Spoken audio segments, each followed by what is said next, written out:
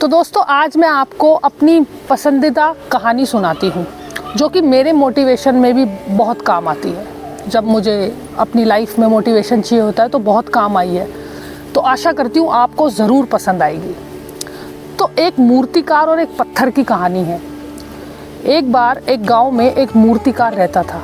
वो मूर्ति बनाने का काम करता था। तो किसी ने उसको मूर्ति बनाने का ऑर्डर दिया कि बड़ी शानदार सी एक मूर्ति बनाओ। तो वो मूर्ति बनाने के लिए जंगल में बड़े बड़े दो मोटे पत्थर लेकर आया और वो पत्थर उसने अपने सामने रख दिए। अब जब वो मूर्ति बनाना शुरू किया और उसने छेनी हथौड़ा लिया और पहले एक पत्थर पर वार किया तो पत्थर से आवाज़ आई कि रुक जाओ, मुझे मत मारो, मुझे बहुत दर्द हो रहा है। तो मूर्तिकार को दया आ गई और वो रुक गया। उसने उस पत्थर को उठाया और अलग रख दिया। अब वो दो पत्थर लाया था। उसने दूसरे पत्थर को अपने सामने रखा और फिर से छेनी हथौड़े से उस पर वार किया। अब की बार पत्थर में से आवाज़ नहीं आई, लेकिन मूर्तिकार ने पत्थर से पूछा, क्या तुमको भी दर्द हो रहा है? तो पत्थर में से आवाज़ आई, हो रहा है, लेकिन आप रुकिए मत, आप जो कार्य कर रहे हैं उसे करते रहिए।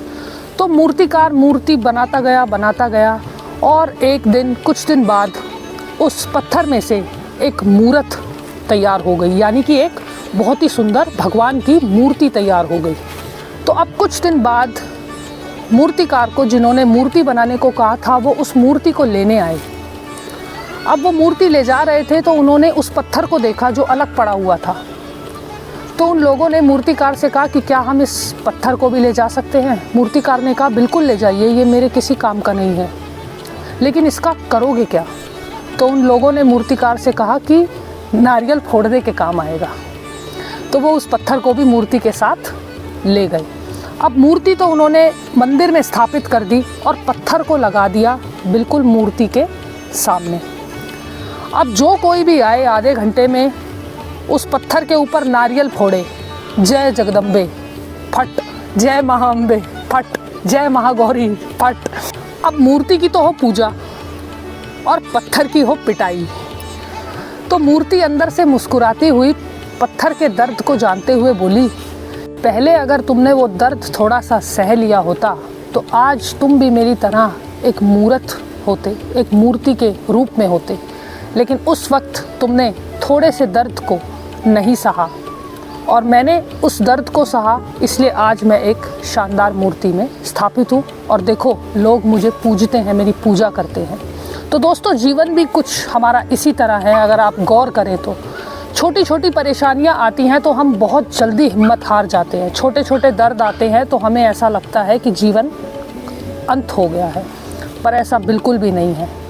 हमेशा अपने जीवन में सहजता और हिम्मत रखनी चाहिए और अगर थोड़ा सा दर्द आप सह भी रहे हो तो उसका परिणाम आगे जाके अच्छा ही होता है।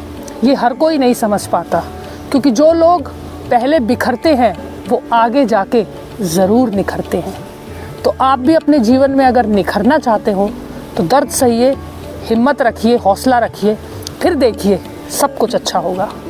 तो दोस्तों आपको ये कहानी कैसी लगी ये मुझे कमेंट करके ज़रूर बताइएगा और अगर अच्छी लगी तो लाइक कीजिएगा और शेयर ज़रूर कीजिएगा अपने परिवार, अपने दोस्तों के साथ, और उस इंसान के साथ ज़रूर शेयर कीजिएगा जिसके जीवन में कुछ ना कुछ ऐसी परिस्थिति चल रही हो कि वो उससे परेशान हो, क्योंकि आपकी एक कोशिश उसके जीवन में खुशी का कारण बन सकती है, उसके जीवन में बदलाव ला सकती है।